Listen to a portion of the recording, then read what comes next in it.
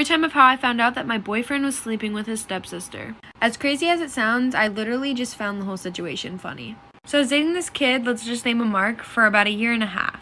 He had a bunch of step-siblings and they were all younger except one girl that was 16. She was very protective over my boyfriend, but I honestly kind of thought that was just normal, you know?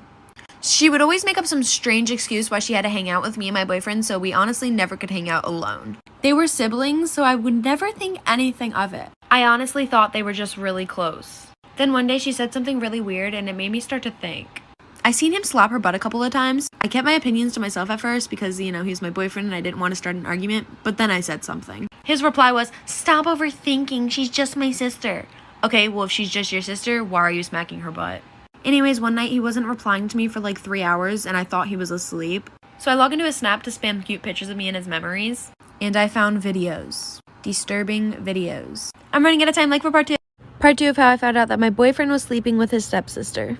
Continuing on with the story, I saw videos of him sleeping with somebody. At first I didn't know who the girl was because she went no face, no case. And of course I was going to look at the video just to find out who the girl was. I mean, I was mad, so I really didn't care about anything else about finding out who it was. And I realized that it was his stepsister's room. Again, I didn't want to jump to conclusions. Then a couple videos later, it was a video of them making out, so I was just like, okay, it has to be her. I logged out of his Snap and 30 minutes later he texted me and said, "Hey, did you log into my Snap?" I said, "Yeah, haha, I didn't mean to." Then I said, "So was it good?" Even though I saw the videos, he literally never admitted to it. After he found out that I knew, he blocked me on literally everything, didn't break up with me, just blocked me on everything and hasn't said a word to me since. His mom ended up texting me and was like she was very disappointed in me, so he had obviously told her some lies. His stepsister and all his family ended up blocking me on everything too. Again, I'm not sure what he told them, but I'm pretty sure they all hate me now. So yay! Here's a story time of how me and my sisters almost got kidnapped. So my mom and her boyfriend were just gonna go out and have a night to themselves, and I was home watching my 2 little sisters. At the time, I was 13, my 2 little sisters were 9 and 6. So around 6 p.m., my mom and her boyfriend leave. Me and my sisters just sit down and watch a movie, and then I get up to make them dinner. I get paranoid really easily, and while I was making them dinner, I look out the kitchen window, and I thought I seen somebody in the backyard. I text my mom and she gets on the cameras that are outside and she said nobody was out there. I continue making them dinner, we sit down and eat, and then we start watching another movie. Then we start hearing knocking. It wasn't coming from any of the doors, it was coming from the side of the house. I didn't want to bother my mom on her one night out, so I just took the kids and we went upstairs and watched a movie in my room. My 6-year-old sister at the time went to the bathroom and she came back in literal tears. She was literally crying so hard until I finally got her to stop and tell me what was wrong. She said as she was walking back from the bathroom, she seen somebody downstairs. I quietly locked my door and I put my sisters in the closet and I called my mom right away. I'm running out of time, like for part 2. Part 2 of how me and my sisters almost got kidnapped. I called my mom and then she looked on the cameras downstairs and somebody was in the house. She never told me what the person was doing. I guess she just didn't want me worrying, but she called 911 right away. While my 2 little sisters were in the closet, my 6-year-old sister would not stop crying and I'm pretty sure the person downstairs heard her. At this time, my mom and her boyfriend were already on the way and so were the police. I heard him coming up the steps, so I quietly opened the closet door and promised my sisters that they would stay quiet and be calm no matter what. I didn't know what he was here for, so I hid in the side of the bed in front of the closet so that he would get to me before he got to the girls. I heard him just rummaging through stuff and stuff breaking. Then a couple minutes later, I hear the police sirens. Right as I hear the police sirens, I hear a bedroom window smash. While trying to stay as calm as I can, 3 policemen bust down the door. They grab me and my sisters and take us outside. About 5 minutes after they take us outside and put us in the back of their car, my mom and her boyfriend shows up. About 20 minutes later after he was caught, they did notify us that he was wanted for murder of 2 younger girls and 1 adult male. About $10,000 of our stuff was either missing or broke. Then about a month later, when we were capable to, we did move. Nothing has happened since.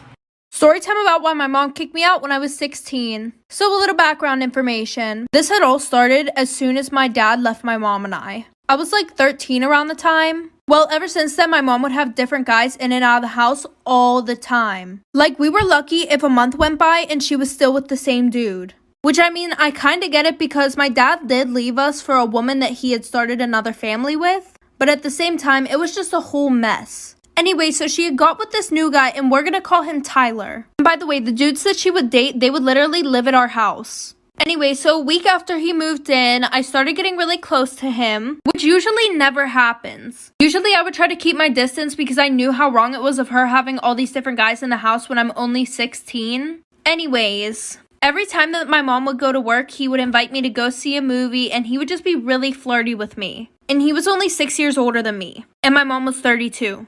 You do the math. Anyways, like for part 2.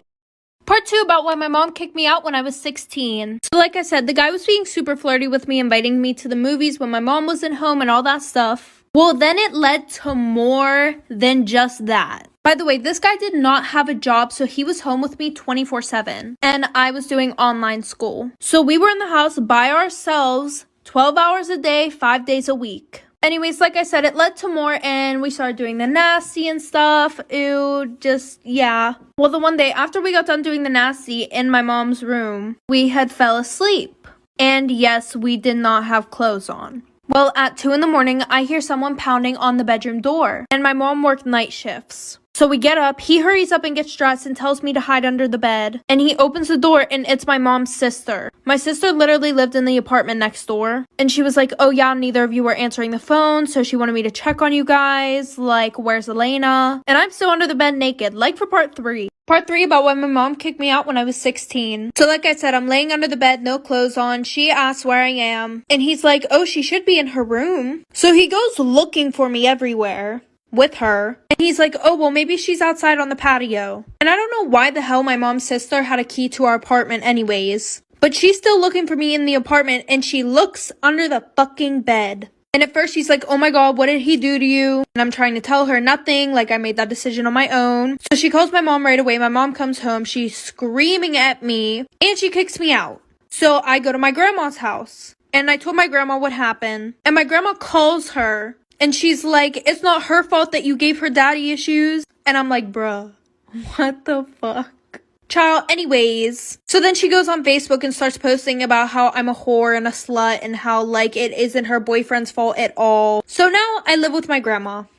Why you should be really careful how you treat people. And also why you should stick up for people. When I was in 8th grade, I was really good friends with this kid named Damon. Me, him, and this other friend of mine, we were all at the same table. In English class, we would joke around, talk about the same TV shows and movies. We were the loudest group by far. But near the end of the school year, Damon ended up moving. And it really sucked, but we said goodbye to Damon, who I should tell you was this small, short, funny, wisecracking kid. Didn't matter what you threw at him, he was super witty. So we said goodbye to him, we all went to 9th grade. It was either the end of 9th grade or the middle of sophomore year that I saw Damon again. He had transferred back to our school, saw him at a pep rally, and I was sitting by myself because I despised pep rally. He was like, Josadak, do you remember me? I was like, oh my gosh, David? He was so much taller, face looked different, his voice was deeper. This was obviously a different kid, but really happy to see me. So we started talking, catching up. Then I started noticing that he was getting hit in the back of the head with tiny paper balls. He wasn't even flinching. I looked behind me to see 3 boys throwing paper balls at him. What? Dude, do you see what they're doing? Yeah, I'm used to it. What? This was not the same witty boy that I knew. Oh my god, I'm running out of time. Watch part 2 to see my part 2 of the kids throwing paper balls at my friend's story. So when I told Damon this was happening and he didn't seem to notice, I was very confused. The kid that I used to know would not let this fly. He instead kept his head down, insisted that it was okay, and said that he was used to it. Whatever happened between 8th grade and now completely changed the way that he viewed this behavior. I saw it as unacceptable. He thought it was okay. So instead of accepting that, I turned around and said, hey, what are we in 5th grade? The 3 boys looked at me from the top of the bleachers and said, whatever. Because that's what high schoolers who act like 5th graders say. And then I said, stop it, it's not funny. They didn't stop. They laughed. But Damon thanked me. I didn't know who this kid was anymore. I can only assume that this type of stuff was happening to him often. That kids at his new school were treating him poorly. And because of that, he thought he was less than. I literally never saw Damon again after that day, but I hope that he knows that he can stand up for himself and that that behavior is not okay. Be careful how you treat people, it stays with them.